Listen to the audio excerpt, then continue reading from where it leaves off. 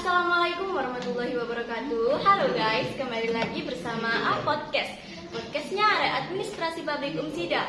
Oke, kali ini kita kedatangan tamu yang tak kalah menarik dari episode-episode sebelumnya. Sebelum kita lanjut, kenalin aku Tiara Agustin. Di sini aku akan mandu perjalanannya podcast kali ini. Langsung aja kita kenalan untuk narasumber kita kali ini. Silakan. Ya, baik. Kenalkan dulu ya, nama saya Vicky. Saya prodi administrasi untuk di kuliah di Universitas Muhammadiyah ini. Jadi saya ini di kuliah di Muhammadiyah ini kemarin itu awalnya itu karena tentang pekerjaan, Bang. Jadi karena jabatan itu ternyata itu sangat berpengaruh karena titel gitu awalnya itu.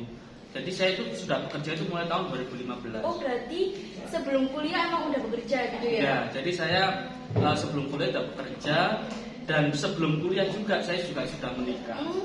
Mulai tahun 2018 saya sudah menikah dan saat ini saya juga punya 2 anak yang di rumah gitu. Oke, berarti ini kegiatannya cukup sibuk banget gitu loh, Mas. Udah bekerja, kuliah, ditambah lagi udah menikah. Gimana cara ngatur waktunya? Apalagi Mas ini kuliahnya pagi atau malam? Kalau saya ini kebetulan mengambil kuliah yang malam. Oh, yang malam ya. Kuliah ambil malam, jadi kemarin itu sempat sih memang tantangan terbesar saya dalam arti gini, pertama kali masuk kuliah itu kan memang kerja saya kan full mulai pagi sampai malam, ya kan? Karena saya harus kuliah karena terkait dari Indonesia ini, kalau misalnya kita hidup di negara Indonesia ini, titel adalah masih hal yang sangat diperlukan dalam menempuh sebuah karir, gitu kan.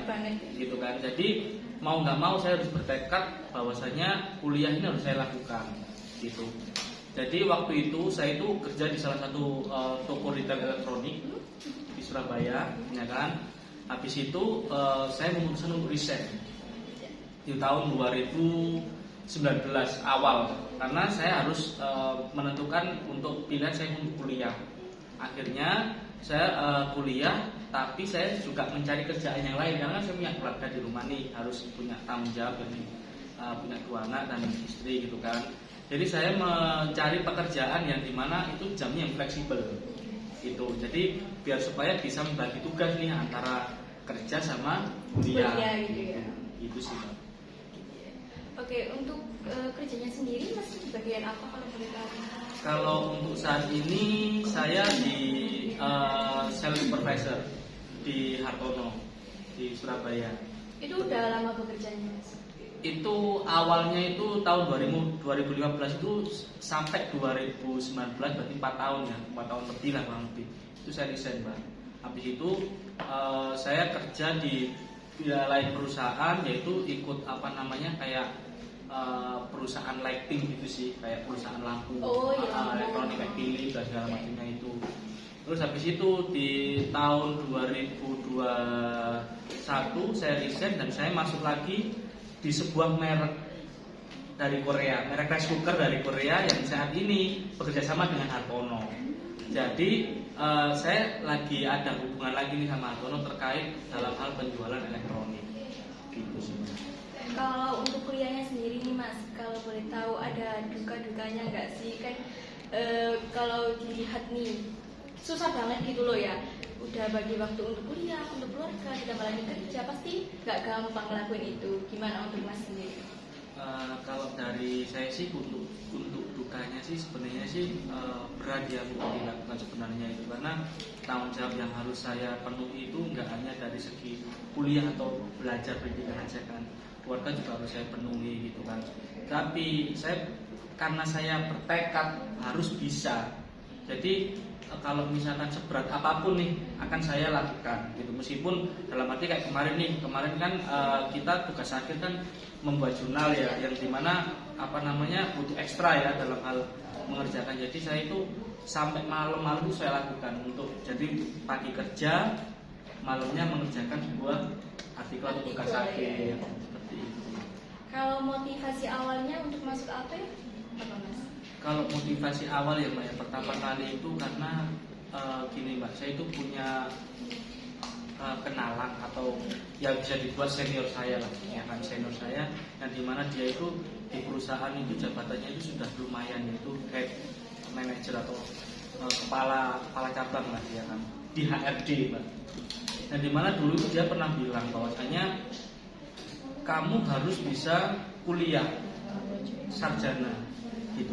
Karena apa? Kita hidup di negara Indonesia. Kalau kamu tidak punya titel, kamu mencari kerjaan itu akan susah.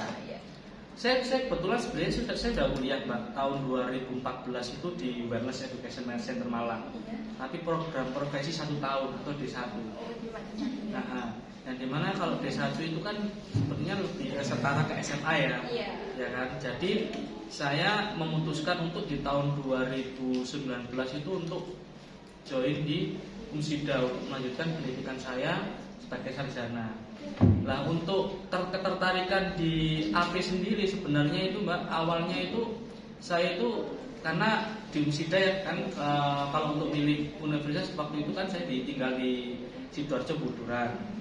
Yang paling dekat kan di Umsida, dan kebetulan untuk menurut saya ya, ini ya, menurut pendapat saya, bahwasanya Umsida itu untuk sementara ini menjadi kampus yang masih yang terbaik ya di Sidoarjo gitu kan. Makanya saya memutuskan untuk kuliah di Sidoarjo. Terkait jurusan sendiri itu awalnya itu saya itu terus terang aja, Mbak, karena saya kan harus kuliah dan ngurusin rumah tangga dan kerja ya kan. Jadi saya itu dalam segi materi atau ekonomi, saya itu memilih yang SPP-nya paling murah. Iya, benar banget. SPP yang paling murah dan akreditasinya itu bagus, itu A kan. AP ini ya kan. Setelah saya pilih, ternyata setelah saya proses belajar selama 3,5 tahun ini, ternyata dari mata kuliah yang diajarkan ternyata juga ada hubungan yang terkait, misalkan nih kayak mata kuliah kepemimpinan, itu sangat berguna juga buat saya. Masalah ilmu komunikasi kayak gitu-gitu, dan masalah terkait bisnis itu juga diajarkan di AP. Jadi yang awalnya saya hanya mencari karena harganya murah, dan ternyata setelah saya terjun ternyata oh seperti ini ya, ternyata ada hubungannya nih sama pekerjaan saya. Dan yang paling penting adalah terkait kalau misalnya kuliah itu sebenarnya sih bukan hanya titel aja ya. Orang kuliah itu yang paling penting nomor 1 itu adalah merubah pola pikir. Jadi orang itu nggak hanya dilihat dari segi tipenya sarjana, tapi kuliah itu merubah pola pikir anak-anak muda supaya bisa menjadikan kehidupannya bisa menjadi lebih baik. Setuju banget sih, Mas, kalau soal itu. Apalagi kita kan saat ini kan nggak ada yang namanya cowok atau cewek, kita harus sama-sama gitu loh, setara dengan pendidikan juga, nggak ada yang beda-bedain, apalagi soal gender gitu kan. Oke, untuk selanjutnya nih, Mas, selama kuliah di AP apa ada ikut organisasi apa gimana gitu? Kalau selama ini, Mbak, ya, di waktu kuliah di AP ini kebetulan saya itu kan jamnya kan pagi, Mbak, jadi harus kerja dan kuliah. Jadi kalau untuk organisasi sebenarnya saya minat, Mbak, ikut organisasi, cuman saya itu untuk dalam segi waktu ini yang jadi kendala juga buat saya. Makanya untuk waktu kuliah itu saya fokusnya itu lebih ke tugas yang gitu sih, tugas. Pokoknya kuliah itu kalau bisa jangan bolos, yang gitu sih. Itu sih, Mbak. Dengerin teman-teman. Ya. Terakhir nih, Mas, kesan dan pesannya buat teman-teman AP yang saat ini masih kuliah apa? Kalau saya sih untuk pesan-kesannya itu, kalau misalkan untuk anak-anak muda ya, kalau untuk kuliah itu jangan malas-malasan ya kan. Karena terutama nih kalau untuk kalian yang kuliahnya dibiayai sama orang tua, itu sangat kalau misalkan kalian tidak serius dan sungguh-sungguh dalam kuliah, itu kasihan sama orang yang memberangkatkan kalian untuk membiayai juga untuk kuliah di Umsida ini. Jadi bersungguh-sungguhlah supaya nanti setelah kalian lulus itu mendapat ilmu yang barokah dan bisa mendapatkan pekerjaan yang sesuai yang diinginkan. Seperti itu sih. Oke teman-teman, terima kasih udah menyaksikan podcast kita kali ini. Terima kasih juga, Mas, udah meluangkan waktunya. Semoga apa yang kita bicarakan pembahasan kali ini bisa memberikan manfaat untuk teman-teman semuanya. Oke, jangan lupa komen, subscribe, dan like. Dadah. Terima kasih. Assalamualaikum warahmatullahi wabarakatuh.